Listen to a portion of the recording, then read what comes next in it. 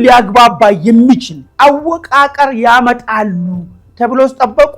ኢትዮጵያ ሊያድናት የሚችለው 1983 ህወሓት ይዞ የመጣው ደምና ማንነት ላይ መሰረት ያደረገ አወቃቀር ከቀጠለ ብቻ ነው አሉና አዲስ አበባ ጋር ሲደርሱ አልተስማሙም። ሸረሪና ላይ በጣም በርካታ እንዳውም ቀንዱ አካባቢ ያልነበሩ መሳሪያዎችም ጭምር በቲፒኤልኤፍ እና ፌደራል መንግስት መካከል በተካሄደው ጦርነት ላይ ተማርኳል። ይሄ መሳሪያ በዋነኝነት ኢራን ሰራሽ እንደሆነም ታውቋል። አገር ያለ ጓደኞቻቸው ናቸው እኮ ጀነራል ተሾመ እኮ ምጽዋ ላይ ወደቁት እኮ እነሱ ጓደኞች ናቸው። አሁን መሪ ሆኖ ያሉት እነሱን እንደመበቀል የሚፈልጉ ናቸው። ስለዚህ ዝም ብሎ ሳይሆን ጂኦግራፊ ሊቀየር የሚችል አይነት ጦርነት እንደሚሆን ከወዲሁ እየተተነበየ ነው ያለው።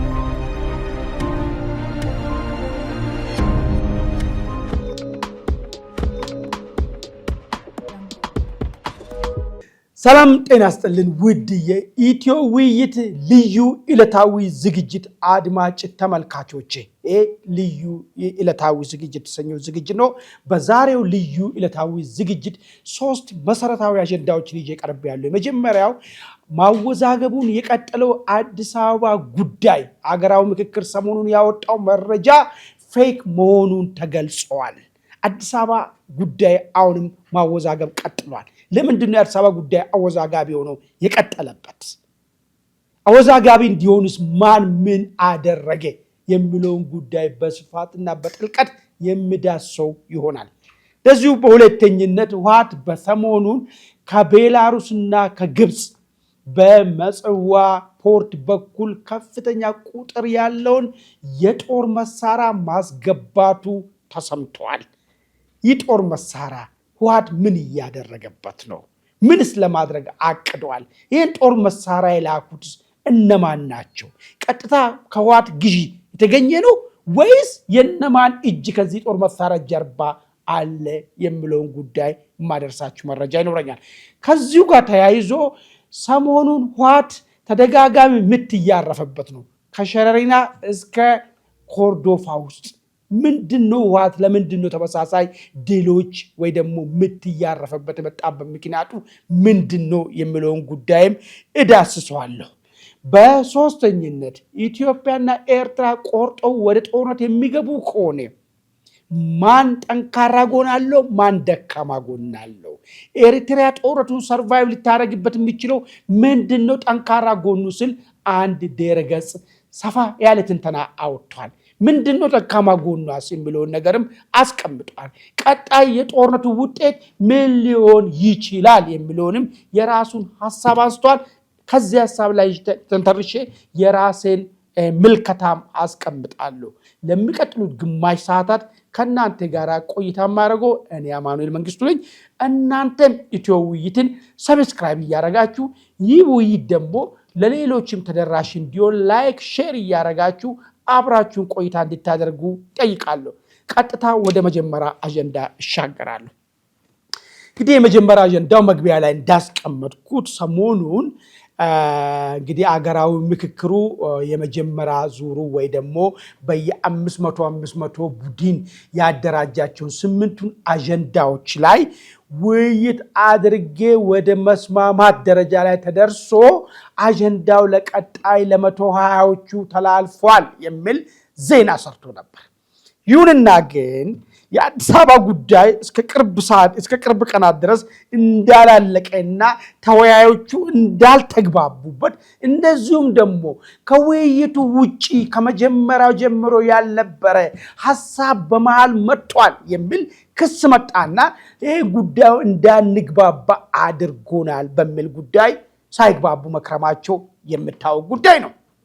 ይሁንና በኋላ ላይ መናራ ሬዲዮ የሚባል እንደዚሁም ደግሞ ሌሎች አንዳንድ ቴሌቪዥን ጣቢያዎች እነዚህ የአዲስ አበባ ጉዳይ ላይ የተወያዩ የነበሩት ቡድኖች ጉዳያቸውን ተስማምቶ ቃለ ጉባኤ ፈርሞ አስተላልፈዋል የሚል ነገር ቀረበ። ይህ ጉዳይ ጋር ተያይዞ የተወሰነ ሰዎች እየወጡ በማህበራዊ ሚዲያ የለም አልተስማማንም የተባለው ሐሰት ነው፣ ሚዲያዎች ያቀረቡት ፌክ ኒውስ ነው ሲሉ ተናገሩ። ምንድነው? በምን ጉዳይ ላይ ነው ያልተግባቡት? ያለ መግባባታቸው ምክንያቱ ምንድነው የሚለውን ጉዳይና እንግዲህ የአዲስ አበባ ጉዳይ ለምንድነው ሊያግባባቸው ያልቻለው? ሌላ ጉዳይ ላይ ተግባብቷል፣ ሰምተናል። አሁን ያለው ፌደራል አወቃቀር እንዴት ይሁን? አዎ ባለበት ይቀጥል። ከዚህ ውጪ ወደ ጂኦግራፊ ምንድ ከሆነ አገሪቷ ትፈርሳለች ብሎ በለዛ ቡድን ተወያይ ተብሎ 500ዎቹ የተቀመጡት ምንም ሳይወዛገቡ ይህንን ጉዳይ ተስማምቶበት አሁን በቋንቋና በደም ላይ መሰረት ያደረገውን የፌደራል አወቃቀር ለቀጣይም የኢትዮጵያ ልጆች በዚህ ጉዳይ እንዲለያዩ፣ የኢትዮጵያ ልጆች አገር እንዲካለሉ፣ የኢትዮጵያ ልጆች ከክልላቸው ውጭ ተንቀሳቅሶ በሰላም የመኖርና የመስራትን እድል ያሳጣውን የፌደራል አወቃቀር በድፍረት መናገር ይቻላል። ለምን? በአካል ያየነው ጉዳይ ስለሆነ ይሄ ከተነካ አገር ይፈርሳል ብሎ ነው ተስማሙ። ከዛ ሲመጡ ሄዶ መጨረሻ ላይ እንግዲህ ምንድነው ቅኝቱ ስታይ የውይይቱን ድባቦች ስታይ በአጠቃላይ በዋና ደረጃ ስታይ 1983 ይዞ የመጣውን ለውጥን የሚያጠነክር የሚያጸና አይነት ውይይት እንደተደረገ ነው። አንዳንድ ነገር ላይ ኮስሞቲክ ነገሮች አሉ፣ የሚዋሽ ነገር አለም፣ ትርክት ምናምን ይሻሻላል የሚል እኛ ብሔረሰቦች በራሳችን መልካም ፍቃድ ብሎ ፕሪያምብሉ ላይ ያለው እናሻሽላለን። እሱ አይደለም ፖይንቱ፣ እሱ አይደለም። በዚህ ትርክት ላይ አካል ያለው ትርክት ነው፣ እርግጥ ነው ፋክተር ነው፣ ትልቅ ተጽዕኖ አለው። ነገር ግን ትርክቱ ወደ ፕራክቲካል እንዲሆን ያደረገው በዚህ ትርክት ላይ ተንተርሶ መሬት የሚባል ነገር ኢትዮጵያ ውስጥ ብሔር እንዲኖረው ያደረገ፣ መሬት ብሔር ከኖረው በኋላ አንተ መጤና ነባር የሚባል ያንተ መሬት አይደለም ያንተ ሀገር አይደለም የሚል ነገር ተያይዞ መጥቷል። ይሄ አንዱ ትልቁ ፈንዳሜንታል የዚህ አገር ችግር ነው ተብሎ ነው የሚቀርበው። ይሄን ጉዳይ ከተነካ ኢትዮጵያ ትፈርሳለች አሉ ያሉት 4000ዎቹ ናቸው። ልብ አድርጉ። ቀሪው ኢትዮጵያ ህዝብ ይሄን አይደለም የሚጠብቀው ብዬ ተስፋ ማድረገው ሚኒመም እስከ ሪፈረንደም ሊሄድ ይችላል። እኛ የ1983 ሰዎች አይደለንም። ከዛ በኋላ ብዙ ተሞክሮች አይተናል። ልክ 1960ዎች ላይ የተነሱ ጥያቄዎች የተወሰነ በአብዮቱ ተመለሰ በደርግ አብዮት እንደ መሬትም የተመለከተ ጉዳይ፣ በኋላ 1983 ወያኔ ያመጣው አብዮት ባህልን ቋንቋን በተመለከተ መልስ ሰጠ። አሁን ደግሞ እኛ የ2018 ሰዎች ከዛ ላይ ተንተርሰ ሌላ መልስ ያላገኘውን ጥያቄ መልስ መስጠት ሲገባን 1983 ለማጽናት 1983 ኦልሬዲ እኮ ፕራክቲካሊ ስራ ላይ ነው ያለው።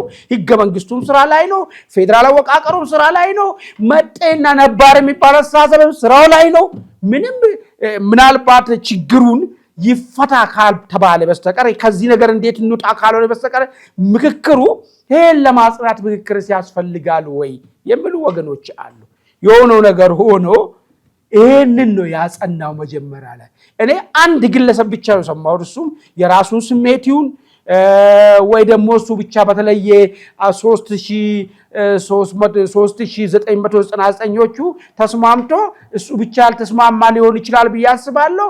አሁን ያለው ፌደራል አወቃቀር ይቀጥል አልተባለም የሚል ከአንድ ግለሰብ ማህበራዊ ሚዲያ ላይ ጽፋ አይቻለሁ። ላምን አልችልም።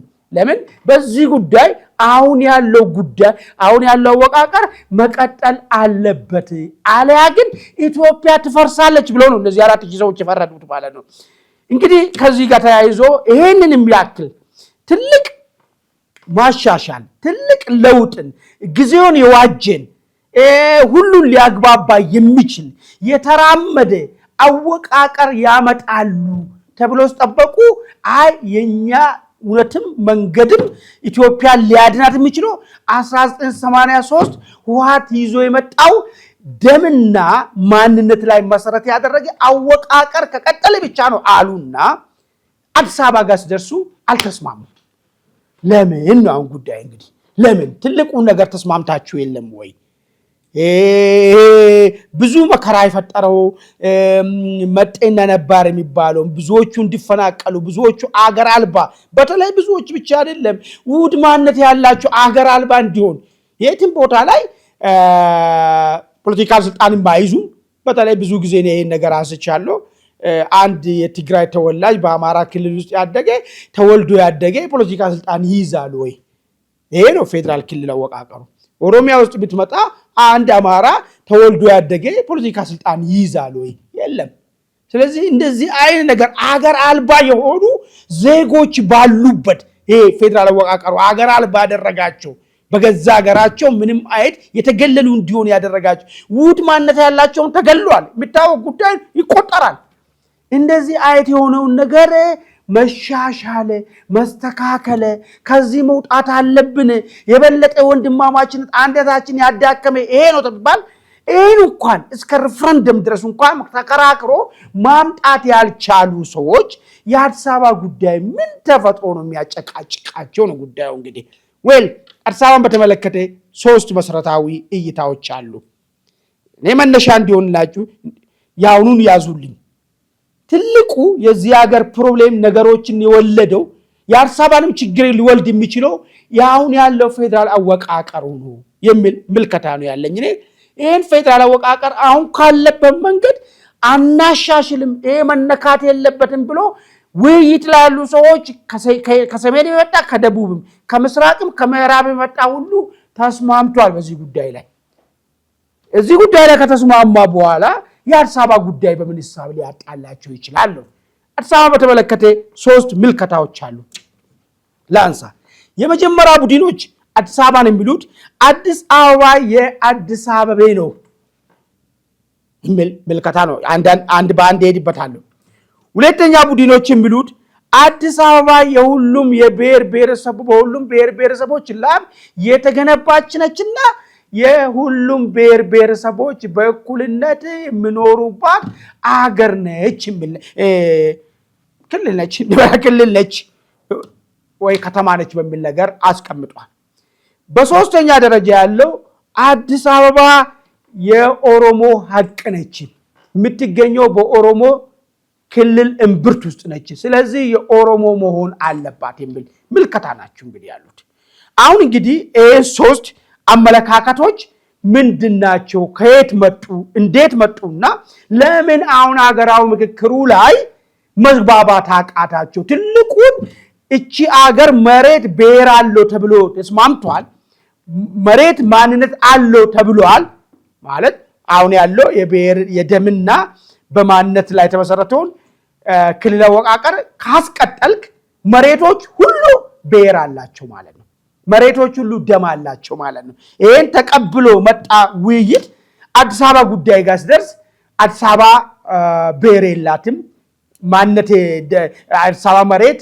ደም የለውም የሚል መከራከሪያ ነው መጣ ለምን እንደ ሊያስኬድስ ይችላል ወይ የሚለው ነገር ከማንሳቴ በፊት አዲስ አበባ የአዲስ አበባ ነው የሚሉት ሁለት ቡድኖች ናቸው እዚህ ውስጥ ሁለት ክፍል ፋይናል አንደኛ አዲስ አበባ የተገነባችው በብሔር ማንነት ሳይሆን በነፃ ዜጎች ጉልበትና ጥረት ነው ከየትም አካባቢ ይምጣ እዚህ አካባቢ ላይ መጥቶ እዚህ አዲስ አበባ ሲመጣ በነፃነት በብሔር ማንነቱ ሳይሆን በዜግነቱ በነፃነት የገነባት ከተማ ነች የሚል ሐሳብ ነው ያላችሁ በሁለተኛ አዲስ አበባ የማንኛውም ዜጋ በነፃነት ሰርቶ የሚኖርባት የነፃነት ደሴት ነች የሚል አመለካከት ነው ያላችሁ ማንኛውም መታወቂያውም አይጠየቁም መጤናንተ ነባርናንተ አይባልም አንተ ብሔርዝ አይደለም አይባልም አንተ ምንድነው አይባልም ከየትም መጥቶ ሰርቫይቭ ማድረግ የቻለ ገብቶ ሰርቶ ሰርቫይቭ አድርጎ መኖር የሚችልበት የነፃነት ደሴት ነች የሚል እሳቤ ነው ያለው ሁለተኛ የብሔር ማንነታችን ቀልጦ አዲስ አበባ ማንነት ተገንብቷል ነው የሚሉት ነዋሪዎቹ ምንድነው ሁላችንም እንደማንኛውም ኢትዮጵያዊ የብሔር ማንነት ነበረን አዲስ አበባ መተን መኖር ሲንጀምር ማንነታችን ቀልጦ ልክ እንደ ሜልቲንግ ፖት የሚባለው አለ አይደል ቲዮሪ እንደዛ የብሔር ማንነታችን ቀልጦ አንድ የጋራ ማንነት ፈጥረናል ስለዚህ እኛ ከብሔር ማዕቀፍ ውስጥ ልንገባ አይገባም አናውቆም ቀልጧል ያ አንድ የጋራ ማንነት ተፈጥሯል የሚል መከራከሪያ ነው የሚያነሱት ባይዘው በሁለቱም የሚከፈሉ ብያቸዋለሁ ይሄን አሳሳም ያራምዱት አንደኛው ጄኑኑ አሁን ያስቀመጥኩት የሚያራምዱ ሁለተኛው ደግሞ ይሄ አሁን ያልኩትን በካባ እንደ ካባ ይለብሱና ከውስጥ ግን የብሔር ያለው ማለት ነው ይሄን ምንም እንትን መላምት ወይ ደግሞ ፈጠንም እናወራ አይደለም ትላንትና ለውጦ መጣ ጊዜ አዲስ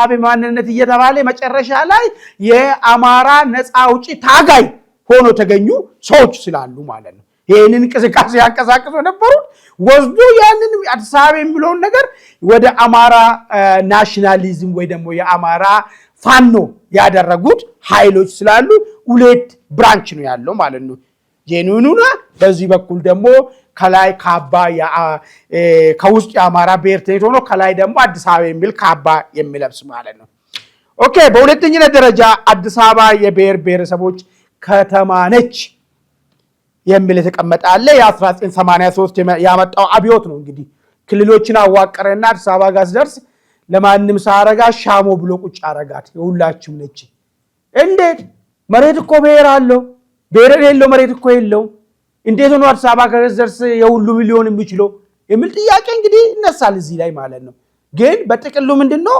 የሁላችሁም ከተማ ነችና ሁላችሁም ለፍታችሁ ገንብታችኋል የሚል አይ ነገር አንድምታ ያለው አስቀመጠና ስለዚህ የፌደራል መቀመጫ መሆን አለባት የሚል አመለካከት አስቀመጠ በሶስተኛው ደረጃ ያለው አዲስ አበባ በ1983 ክልል አወቃቀር በኦሮሚያ እምብርት ውስጥ ነች የምትገኘው ስለዚህ በታሪክም አዲስ አበባ የቱለማ መሬት ነች ከአዲስ አበባ ወጣ ብትል 5 ኪሎ ሜትር ወጣ ስትል ታገኙዋለህ በፈለግከው አቅጣጫ ስለዚህ መሬቶች ሁሉ ብሔር አላቸውና አዲስ አበባም ደግሞ ተመሰረተችበት በኦሮሞ መሬት ላይ ነውና አዲስ አበባ የኦሮሞ ነው የሚል ምልከታና ጥያቄ መጣ ለዚህም ይሄ ጥያቄ እንዲመለስ የኦሮሞ ልጆች በተለያየ ጊዜ የህይወት መስዋዕትነት የንብረት የስነልቦና ብዙ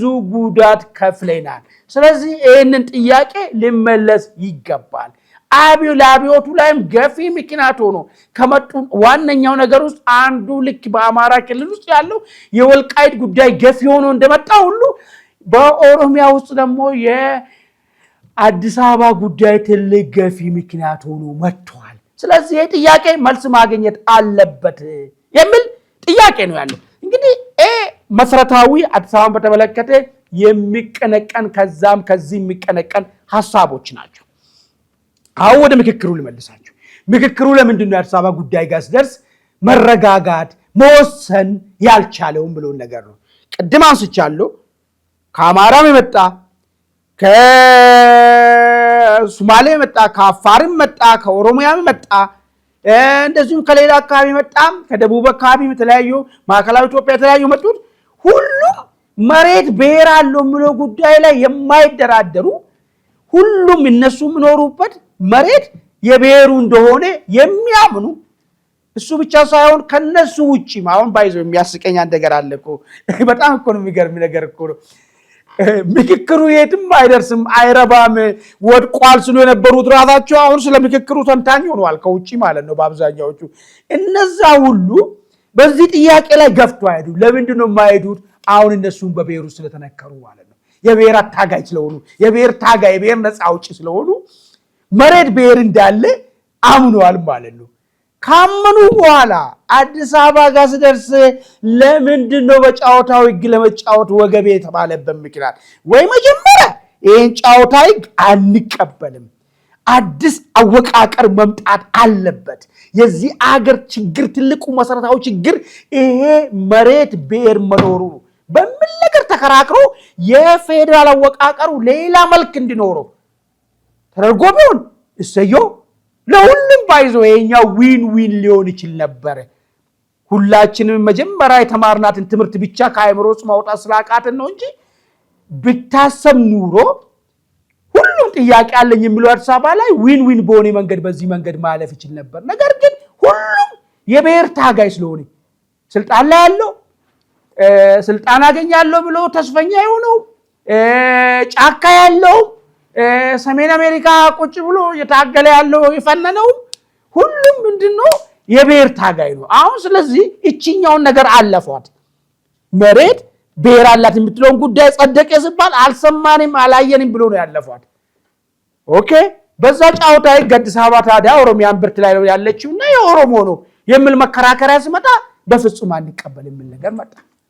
በፍጹም እንዴት ሆኖ ምን ነው ቅድም እኮ ተቀብለሃል መሬቶች ሁሉ ብሔር አላቸው ብሔር የሌለው መሬት የለም ሲባል አዎ ተጨባብጣለ ለምን እዚህኛው ጋር እዚህ ከተጨባበጥክ ደብል ስታንዳርድ አይሆንብህም ወይ ብለህ ጠይቆ መልስ የሚሰጥ ሰው የለም።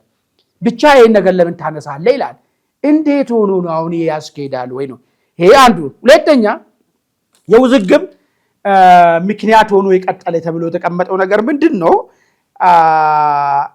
ያልታሰበ ያልነበረ ከታች ወደ ላይ ያልመጣ አጀንዳ ገብቷል በቃለ ጉባኤው ላይ እንዲገባ ተደርጓል የሚል ነገር ነው። ምንድነው እሱን ብለን ለመፈተሽ ሞከር ነው። አዲስ አበባ የኦሮሚያ መቀመጫ ነች። የኦሮሚያ ዋና ከተማ መሆኗ በሕገ መንግስት ይረጋገጥ የሚል ኦኬ እንዴት መጣ ያሳብ? ያው ይሄን ነው ጠየቅኩት። ጠይቃቸው አይ አልነበረም መጀመሪያ በኋላ ላይ ከበላይ አካል ምናምን ነገር የሚል ነገር በበላይ አካል ይግባ። ኦኬ በዚህ ይሄ የገባበት ቦታ ሌላ ምን ነበር አጀንዳ የሚል ጥያቄ አነሳው ነው። እንዲሁ ዝም ብሎ ነው ተመቶ የተሰነቀረው ወይስ ምን ነበር ከዛ በፊት ብትል ኦኬ አዲስ አበባ ወደ ኦሮሚያ ትጠቃለል የሚል መከራከሪያ ነበር።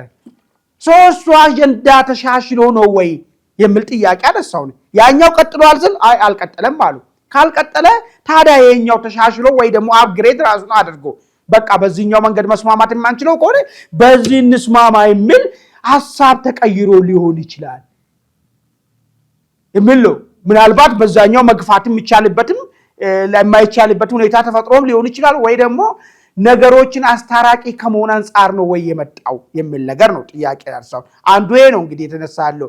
ግን ያኛው አጀንዳ እንደነበረ ሁሉም ይስማማል። እንዳውም ሀገራዊ ምክክሩ 4 አጀንዳዎች ናቸው ብሎ አስቀምጧል። አዲስ አበባን በተመለከተ ሲቲ ስቴት፣ ክልል፣ የፌደራል መቀመጫ፣ የኦሮሚያ ወደ ኦሮሚያ ተጠቃለለ የሚል ወደ ኦሮሚያ ተጠቃለለ የሚለው ነገር ሪብራንድ ራሱን አድርጎ የኦሮሚያ ዋና ከተማ ያለው እሱም ባይዘው አዲስ ጥያቄ እኮ አይደለም እኮ አሁንም ኦሮሚያ እዚህ ከተማ ውስጥ ነው ዋና ከተማ ቢሮ ሁሉም ቦታዎች ላይ ያሉት ነው ቢሮ እዚህ ከተማ ውስጥ አለ። ይሄንን ሕገ መንግስታዊ ይደረግልኝ ሚኒመም ይደረግልኝ ይሄን ይጠቃለል የሚለውን ነገር እንኳን ኮምፕሮማይዝ ላድርግና ይሄኛው ግን ይደረግልኝ አሁን በትክክል ስራ ላይ ያለው ጉዳይ ሕገ መንግስታዊ እውቅና ያዘገኝልኝ የሚል ጥያቄ ሲመጣ ይሄም ሊቀበል አልተቻለም። እንደኔ ጎበዝ ቅድም የዘለላችሁትን መልሷት። እቺ የፌደራል አወቃቀሯ ጉዳይ ወይ እሱ ላይ በሰፊው እዛ ላይ እንነጋገር። እሱን ግን አሜን ከተባለ ማለት ነው አሁን ኦሮሚያ በአዲስ አበባ ላይ የሚያነሳው ጥያቄም ሎጂካልም ነው ፌር ጥያቄም ነው። ያኛውን አሜን ብለን እስከመጣን ድረስ እዚህ ድረስ እስከደረስን ድረስ በዛ መንገድ እስከመጣን ድረስ ይሄን ጥያቄ አታንሳ ማለት አይ ቲንክ የሚያስኬድም አይመስለኝም እኔ በግሌ ማለት ነው። ውድ አድማጭ ተመልካቾች እናንተ ምን ሲንዳውስቲ በዚህ ጉዳይ ላይ ምንድነው የምትሉት? ይሄን የፌደራል አወቃቀርን አሜን ተብሎ ተቀብሎ የአዲስ አበባን ጉዳይ ለይቶ አይ ዚስ ደርስ አዲስ አበባ ብሔር የሌለው መሬት ነው ማለት ይቻላል ወይ? መሬቶች ሁሉ ብሔር እንዳላቸው ተቀብሎ መጥቶ ይቻላል ወይ? ሎጂካል ነው ወይ? ፌርም ነው ወይ? አብሮ የሚያኖር ነገር ነው ወይ? ችግራችንን የሚፈታ ጉዳይ ነው ወይ? ይሄ ነገር ብሎ ጉዳይ ላይ የየራሳችሁን ሐሳብ ስጡ። ሎጂካሉ ናችሁ። አይ የፌደራል ጉዳዩ ያለፈበት መንገድ ስተት ነው ወይ ተወያዮቹ እዛው የራሳቸውን ተረስላላቸው ነው እሱ ተመልሶ ወጣይ የሚታይበት ሁኔታ ካለ ሁኔታዎች ይመቻቹ። እኔ እንዳውም አንዳንዴ እነዚህ 4000ዎች ራሳቸው ሪሊ በትክክል የኢትዮጵያ ሕዝብ ሪፕሬዘንት ያደርጋሉ ወይ የሚል ጥያቄም ያስነሳል ይሄ ጉዳይ ማለት ነው። ለምን መሰረታዊ የሚባለው ጉዳይ ላይ ምንም አይነት ውይይት ምንም አይነት ዲቤት ሳያደርጉ ይሄማ ከተነካ ኢትዮጵያ ይፈርሳል ብሎ ያስቀመጡ ሰዎች እኔ ጠራጠራለሁ እነዚህ ሰዎች ራሱ ምን ያህል እንትኖች ናቸው ወይ በትክክል ሪፕሬዘንት ሊያደርጉ ኢትዮጵያ ውስጥ ያለው ችግር ሪፕሬዘንት ሊያደርጉ ይችላሉ ወይ ምን ጥያቄ የሚያሰሳ ጉዳይም ነው ማለት ነው። ስለዚህ በዚህ ጉዳይ ላይ እስቲ እናንተ ያንዳንዳችሁ የየራሳችሁን ሐሳብን ሞግቱ እስቲ እኔንም ሞግቱኝ እስቲ ራሽናል በሆነ መንገድ ማለት ነው። እንግዲህ ወደ ሁለተኛ አጀንዳ ሲሻገር ሞዝደኝ ወደ ትግራይ ነው ሞዝደኝ። እንግዲህ ሁለተኛ አጀንዳ ወደ ትግራይ ደግሞ አዲስ መረጃ ወጥቷል። እንግዲህ ይሄ መረጃ ምንድነው? ሰሞኑን አንድ ቤላሩስ ንብረት የሆነ አርቢዋይ ኤስቲ ስታር 76 ቲዲ ሚል የበረራ ፍላይት ያለው በተደጋጋሚ ካርጎ መሳሪያ የጫነ ምጽዋ ላይ አምጥቶ ማራገፉን ነው። ይሄ ብቻ አይደለም፣ ከግብጽም የተነሳ ሌላ መጥቶ እዚህ ጋር ማራገፉ ነው። ይሄ የቤላሩስ ካርጎም ከኢራን መነሳቱም መረጃዎች እንግዲህ ያመላክታሉ። ይሄ ሁሉ መሳሪያ የተያዘው መሳሪያ በስፋት ወደ ሱዳንና ወደ ትግራይ መግባቱንም መረጃዎች አመላክቷል። እንግዲህ ይሄ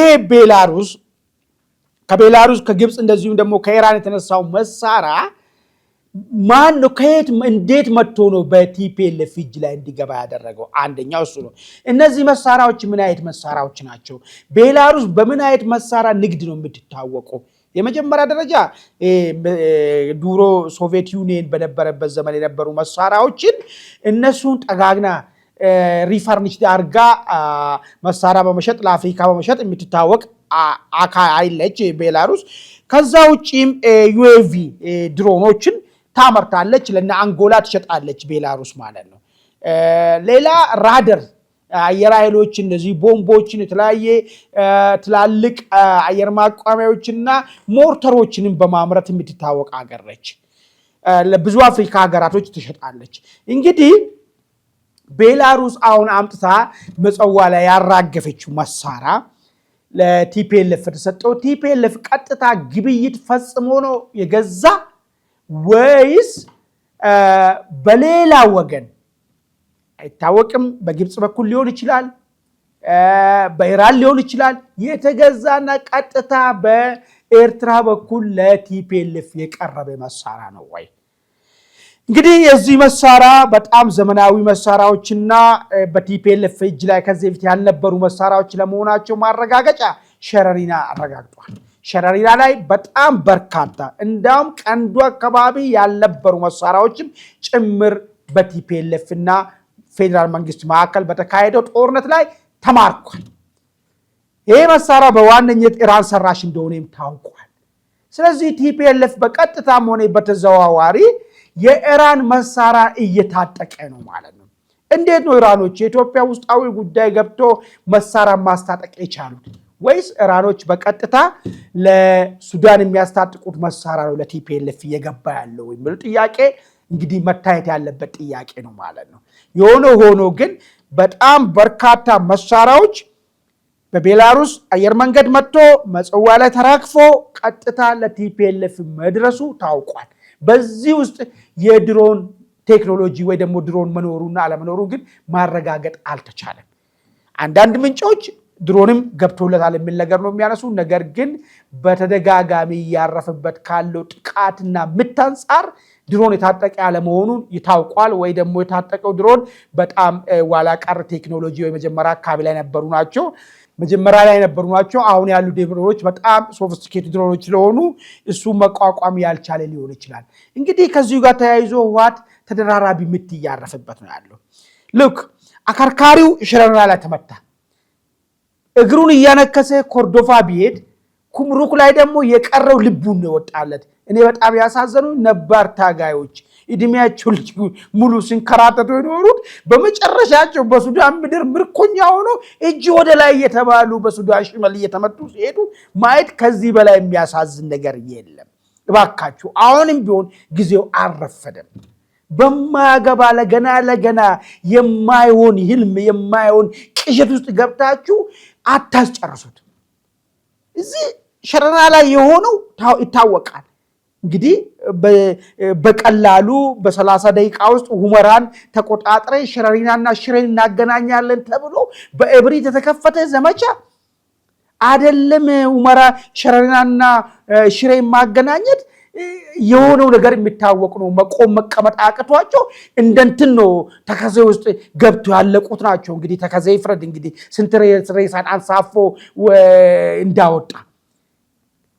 ከዛ ደግሞ ተረፈው ደግሞ ቅጥረኛ ጦር በመሆኑ ገና ከዛ ጦርነት እንኳን ሳያገግም ኩምሩክ ልትያዝ ስትል እዚህ ኮርዶፋ ብሉ ናይል መጥቶ የሆኑትን ነገር እያየን ነው ያለነው። ሰው ይሄስ ከመቼ እንደ ሀገር እኮ ውርደት እኮ ነው እኮ። እኔ አንድ ትግራውያን ሱዳን ውስጥ እንደዚህ ሲዋረስ ሳይ ለኔ ትልቅ ውርደት ነው የሚሰማኝ። እንደ መጠቃት ነው የማስበው ምንም የፖለቲካ ልዩነት ቢኖረንም ማለት ነው። ሰው ይሄ መቼ ነው መቆም የሚችለው? ለማይረባ ነገር የማይሆን ቅዠት ተይዞ እስከ መቼ ድረስ ነው እንደዚህ ኢትዮጵያዊ ዜጋ የሆነ ሰው እንደዚህ ውርደትና ስቃይ ውስጥ የሚገባበት የማንም ጥይት ማብረጃ የሚሆንበት የሚል ጥያቄ እኔ ይሰማኛል እንደ አንድ ሀገር ወዳድ ሰው ማለት ነው። በጣም ነው የሚሰማኝ። ጉዳይ እንግዲህ ቲፒኤልኤፍ ከፍተኛ መናጋት ውስጥ ገብቷል። ባለፈም በዚህ በአፋር በኩልና እንደዚሁም ደግሞ ራያ በኩል ዳግም ዘመቻን ከፍታለን እያሉ እየደነፉ ነበር። ይሄ ዘመቻ የሚሳካ ዘመቻ አይደለም። ከሸረሪና የተለየ ነገር አይደለም የሚፈጠረው ነገር ማለት ነው።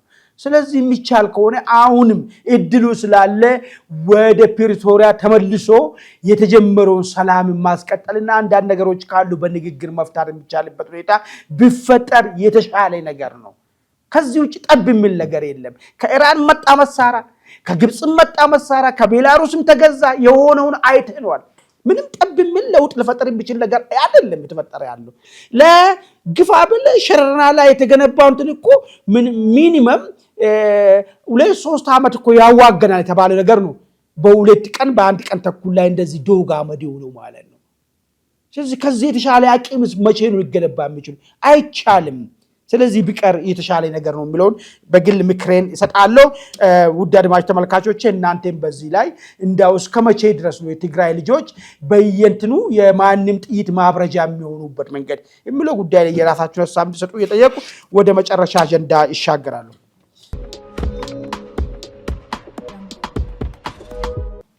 እንግዲህ የመጨረሻው አጀንዳ ወደ ኤርትራ ነው የሚወስደን። ኤርትራ እና ኢትዮጵያ እንግዲህ ወደ ጦርነት የሚገቡ ከሆነ ምንድነው ሊፈጠር የሚችለው? በኤርትራ በኩል ያለው ጠንካራ ጎን ምንድነው የሚል ትንተና ሆርን ሪቪው የሚባል ድረገጽ አውጥቷል። በዚህ ድረገጽ ላይ ወጣ እንግዲህ የሻዕቢያን ሰራዊት ያስቀምጦታል ጠንካራ ጎኑ። ለምሳሌ በጣም ልምድ ያላቸው ታጋይ መሆናቸው፣ ወታደር መሆናቸው ነው የሚካድ አይደለም። በአብዛኛው ነባር ሰራዊት ነው። ከነጻነት ትግል ጀምሮ በኢትዮ ኤርትራ ጦርነት የተዋጋ ባለፈም በቲፒኤልኤፍ ዘመንም የተዋጋ ልምድ ያለው ያረጀ ሰራዊት እድሜውን ከፍ ያለ አሴም ታይም ደግሞ ልምድ ያለው መሆኑን ይሄን ይጠቅሳል። እንግዲህ ጽሁፍ በሁለተኝነት ደረጃ የኤርትራ መልክዓ ምድር ራሱ ለጦርነት ምቹ የሆነ መልክዓ ምድር ነው የሚል ነገር ነው። በየአካባቢ ሰንሰለታማ ተራራ ስለሆነ በቀላሉ ጠላትን በጥይት ብቻ ሳይሆን በድንጋይ መዋጋት የሚቻልበት ሁኔታ ያለበት ሁኔታ መሆኑን ይገልጻል። በሶስተኝነት ደረጃ የሰራዊቱን ከቦታ ወደ ቦታ ለማንቀሳቀስ ምቹ ሁኔታዎች እንዳሉት ይገልጽና እነዚህ ጠንካራ የሻዕቢያ ጠንካራ ጎኖች ናቸው። ጦርነትን ለመጋፈጥ እንዲችሉ፣ ጦርነትን ለመዋጋት እንዲችሉ ይህም ብቃት አላቸው ይላል ይህ ጽሁፍ። ወይራስ ጦርነቱ ውስጥ ከተገባ ምንድነው ደካማ ጎናቸው የሚል ነገር ደግሞ ያነሳል። ልክ እንግዲህ ጦርነቱ ሁሉ ጊዜ እንደምንለው ሰው ልጅ ነው የሚበላው። መሳሪያ ብቻውን አይደለም። ልክ እንደ ዘመናዊ ጦርነት በአየር ኃይልና በድሮን ብቻ ለምትዋጋው ሰው ኃይልንም ጭምር ነው የምትዋጋው። ስለዚህ የግድ ሰው ኃይል የሚተካል ኖር ይገባል። መሳሪያ ቢበላሽ፣ መሳሪያ ቢቃጠል፣ መሳሪያ መስራት ባይችል ትቀጥላለህ፣ መሳሪያ ትተካለህ። ነገር ግን የሰው ልጅ በየደቂቃ የሚቀነስ ከመሳሪያ በላይ የሰው ልጅ ነው የሚቀነሰው። ያን የሰው ልጅ መልሶ ጦሩ ላይ ተጠባባቂ ጦር ማምጣት ይችላል ወይ? ፖፑሌሽኑ እንደሚታወቅ ነው እንግዲህ ኤርትራውን በትክክል ሲቆጠር 4 ሚሊዮን የሚሞላ አይደለም እንደሆነ ይታወቃል። ከዛ ውስጥ ስንት ሰው ነው ለጦርነት ብቁ የሚሆነው?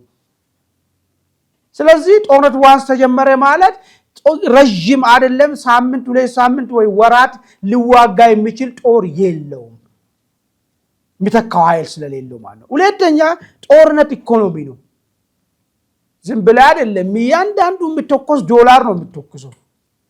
እያንዳንዱ የምታነሳቸው ኑሮ ድሮንን ብታነሳ የተለያየ ቴክኖሎጂ እያንዳንዱ ዶላር ነው የሚቀላጥፉልህ። ይህን ዶላር ይህን ኢኮኖሚ የለም በጀርባ በኩል። ስለዚህ ኤርትራ ካላት አቅም አንጻር ለወራት እንኳን መቀጠል የሚችልበት ሁኔታ የለም። እዚህ ኢትዮጵያና ኤርትራ ወደ ጦርነት ቢገቡ በጣም በፈጠነ ሁኔታ ኤርትራ ድባቅ ልትመታ የሚችልበትን ሴናሪዮ ነው እንግዲህ የሚያስቀምጠው። እኛም የተለያየ ጊዜ ስናቀርብ ነበር። ይሄ ጦርነት የጂኦግራፊን ቅየራ ሁሉ ሊፈጥር እንደሚችል ዝም ብሎ ጦርነት ብቻ ሳይሆን እንደ ከዚህ በፊቱ ሄደ ተነካክተ የምትመለስ አይደለም። እኔ ከዚህ በፊት አንስቻለሁ። የባህር በር ጥያቄ ላይ ሲት ልብ ያለው ኃይል ነው ደቡቡ ኢትዮጵያኒስት ኃይል ነው። አሁን እንደ ከዚህ በፊቱ ቲፒኤልኤፍ ባድሜ ጦርነት አለ። ባድሜ ጦርነት እኮ ቲፒኤልኤፍ ለሻዕቢያ ብሔርተኛ ሲስ ልብ ስለነበረው ነው እንዲፈር ባረንቱ ደርሶ የተመለሰው ማለት ነው። የአሁኑ ግን ኃይል ግን ይሄዳል፣ ቀይ ባህር ይሄዳል፣ ምጽዋንም ሊቀማ ይችላል። ይህን ፋክቱን ማወቅ ነው። ሻዕቢያንም ከአስመራ ሊያባርር ይችላል። ከዛ አልፎ ብዙ ነገሮችን ሊያደርግ ይችላል። ለኢትዮጵያዊ ማንነት ነው እንጂ ሲስ ልቡ እንጂ ለእንትን አይደለም፣ ለሻዕቢያ ብሔርተኛ ጉዳዩም አይደለም። ሌላ አሁን ያሉት አዋጊዎች ማን ናቸው? 95% ኦፍ የደርግና እናት ሀገር ወይስ ሞት ብሎ በልጅነታቸው ጥርሳቸው የነቀሉ ልጆች ናቸው። በቀላ እንትና ጥያቄ አለባቸው። ያ የተሰራው የተበላሸ ታሪክን ጥያቄ አላቸው። አገር ያለ ጓደኞቻቸው ናቸው እኮ ጀነራል ተሾመ እኮ ምጽዋ ላይ ወደቁት እኮ የነሱ ጓደኞች ናቸው አሁን መሪ ሆኖ ያሉት። የነሱን እንደመበቀል የሚፈልጉ ናቸው። ስለዚህ ዝም ብሎ ሳይሆን ጂኦግራፊ ሊቀየር የሚችል አይነት ጦርነት እንደሚሆን ከወዲሁ እየተተነበየ ነው ያለው። እንግዲህ ምናልባት ኤርትራን ዳይ ብለው ወደዚህ ሂደት ውስጥ ሊከቱ የሚችሉ ኃይሎችስ እስከየት ድረስ ነው ሊያግዙት የሚችሉ የሚለው ነገር ማየትም ጠቃሚ ይመስለኛል። ለምሳሌ እነዚህ ገልፍ ስቴቶች፣ ለምሳሌ እነ ግብፅ እውነት የሰው ኃይልን ያዋጣሉ ወይ? መሳሪያ ሊወረውሩ ይችላሉ፣ ትንሽ የሆነ ጉርሻ ሊወረውሩ ይችላሉ፣ ግን ፕራክቲካሊ መሬት መጥቶ ሊዋጉ ይችላሉ ወይ? የነሱ ጉርሻስ እስከየት ድረስ ነው ሊያስጉዝ የሚችል ነገር? ኢትዮጵያ አንድ ትልቅ ኢኮኖሚ የምታመነጭ ሀገር ነች። እሷና አንድ በጣም ደሃና ትንሽ የሆነች ኢኮኖሚ የምታመነጭ ኤርትራ ጋር መካከል የሚፈጠረው ጦርነት ቢሊዮን እንደሚችል መገመት ይቻላል። ስለዚህ ከወዲሁ ይህንን ተረድቶ ይህንን ትንተና ሰርቶ ነገሮችን መተውና ወደ ሰላም መምጣቱ አማራጭ የሚሆን ሁኔታ ነው ማለት ነው። እንግዲህ ውድ አድማጭ ተመልካቾቼ እናንተም በዚህ ጉዳይ ላይ ኢትዮጵያና ኤርትራ ምናልባት ገፍቶ ወደ ጦርነቱ የሚሄዱ ከሆነ ምን ሊሆን ይችላል የሚለው ጉዳይ ላይ የየራሳችሁን ሀሳብ እንድሰጡ እየጠየቅኩ የዛሬውን ዕለታዊ ዝግጅት በዚህ ላይ አጠቃላይ ያለው በሌላ ጊዜ እስክንገናኝ ድረስ መልካም ቆይታ